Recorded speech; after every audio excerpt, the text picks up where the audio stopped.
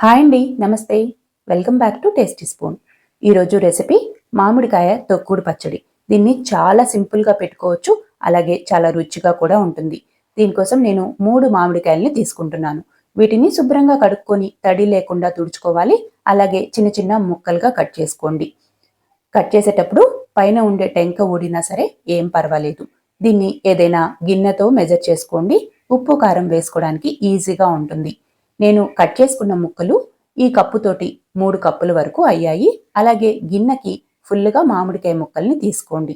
అదే కప్పుతోటి 1/2 కప్పు ఉప్పు వేసుకోవాలి. సాల్ట్ కాకుండా రాళ్ల ఉప్పు ఉంటుంది కదా, అది వేసుకోండి. అలాగే 1/2 కప్పు కారం వేసుకోవాలి. కారం ఏదైనా ఎక్కువ అవుతుంది అనిపిస్తే 1-2 స్పూన్లు తగ్గించి వేసుకోండి, సరిపోతుంది. అలాగే 1/2 స్పూను పసుపు కూడా వేసుకోవాలి. రోట్లోకి 50 గ్రాముల వరకు చిన్నులపాయ రెబ్బల్ని వేసుకుంటున్నాను. 2 స్పూన్ల జీలకర్ర కూడా వేసుకొని కొద్దిగా బరగ్గా దంచుకోవాలి. మీరు కావాలంటే మిక్సీలో అయినా వేసుకోవచ్చు. ఇలా దంచుకున్న చిన్నులపాయి జీలకర్ర పేస్ట్ని ఒక ప్లేట్లోకి తీసి పక్కన పెట్టుకుందాము.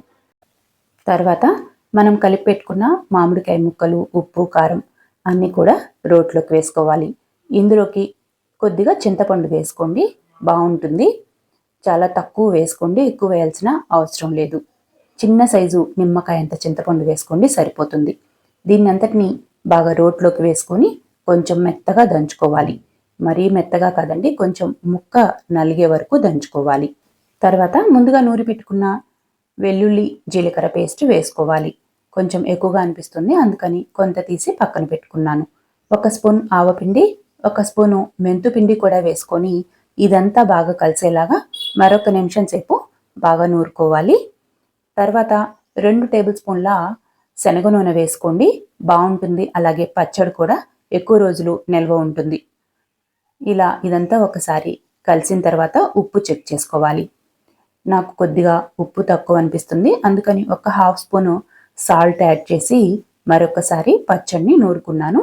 మరి పేస్ట్ లాగా నూరుకోవద్దు, వీడియోలో చూపిస్తున్నట్లుగా కొంచెం మామిడికాయ ముక్కలు నలిగితే సరిపోతుంది.